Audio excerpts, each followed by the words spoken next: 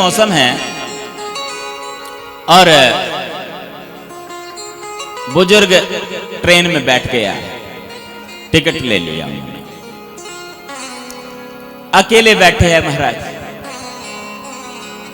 थोड़ी देर के बाद 20 नौजवान उस डब्बे में आ गए,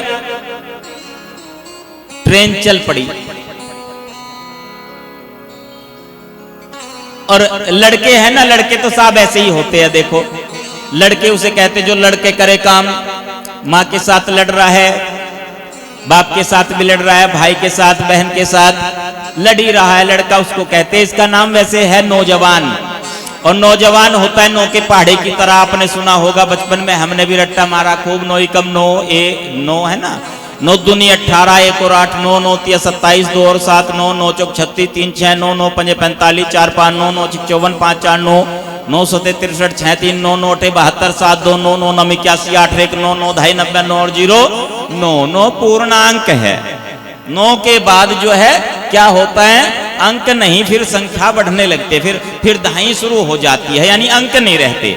अंकों में सबसे बड़ा अंक है 9 पूर्णांक है। तो नौजवान यानी ये सारा कार्य पूर्ण कर सकता है। जिस ओर जमानी चलती है उस ओर जमाना चलता है।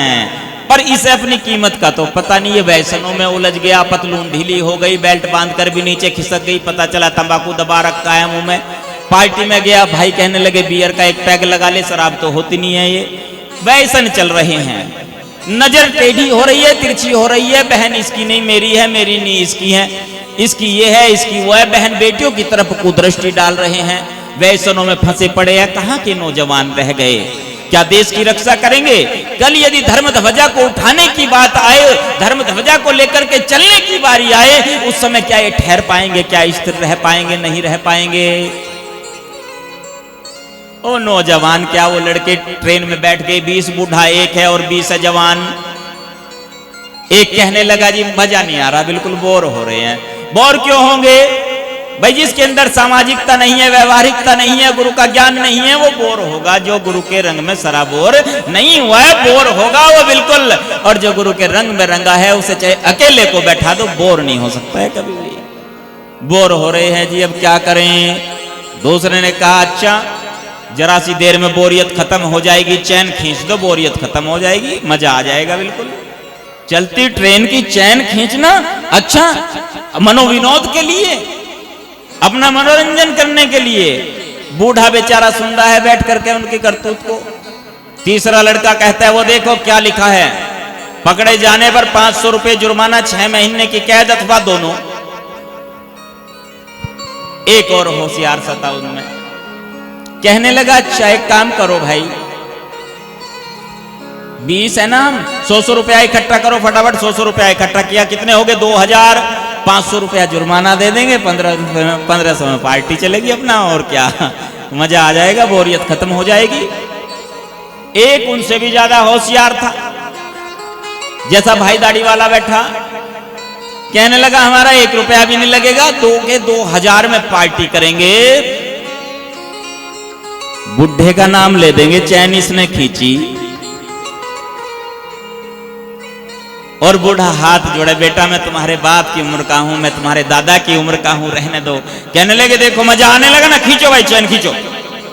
चैन खींची, 21 से 22वां आदमी तो नहीं था उस डब्बे में, 20 तो लड़के थे, एक बूढ़ा है गवाह।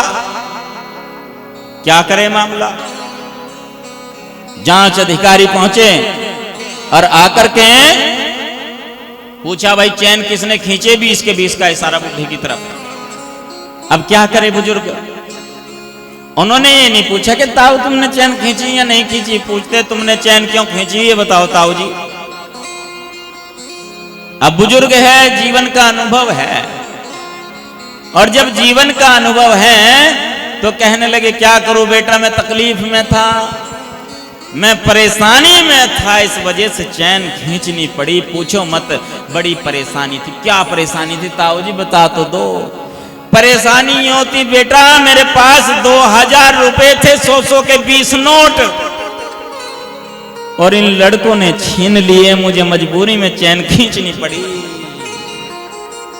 और जो नेता सा दिख रहा है ना इनमें, इसकी यहाँ वाली जेब में है 20 नोट बेटा, 100 के हैं। धर लिया जी उसी को, निकाल ले नोट, 1 2 3 4 18 19 20 गवाह भी है, सबूत भी है। चलो बेटा अंदर चलो। लड़के आंखें दिखावे मोटी मोटी बूढ़े को। अच्छा, बूढ़े ने भी दाढ़ी पर हाथ घुमाया कि बेटा ये बाल जो है धूप में सफेद ना किए मैंने, ये अनुभव है, जीवन का तजुर्बा है। इसलिए युवाओं को ये सीख लेनी चाहिए कि बुजुर्गों से कुछ सीखें, उनसे प्रेरणा लें। उनके जीवन का जो 60-70 साल का अनुभव है, जो तजुर्बा है, वो आपको 5 मिनट में सिखा सकते हैं, 5 मिनट में बता सकते हैं। इसलिए कोशिश करें कि थोड़ी देर मोबाइल को साइड में रख के व्हाट्सएप और यूट्यूब और आपका जो फेसबुक जो सभी ग्राम है, वो 5 ग्राम 10 ग्राम इंस्टाग्राम टेलीग्राम कुछ भी होता होगा, उसे एक तरफ रख दे थोड़ी देर के लिए और 50 ग्राम किसी बुजुर्ग के पास बैठ जाए। वो कुछ ऐसा बता देगा आपको जो बहुत ही गुणकारी बात होगी, जीवन का अनुभव बताने वाली बात होगी। इसलिए गुरु प्यारी साध संगत जी, भाई युवाओं के लिए ये जो प्रेरणा है, युवाओं के लिए सीख गुरु महाराज सदगुरु रविदास जी महाराज देते हैं कि उन्होंने बुजुर्गों का सम्मान किया, संतों गुरुओं का सम्मान किया, उनका आदर किया। आज तभी तो उनका महिमा का गुणगान किया जा रहा है।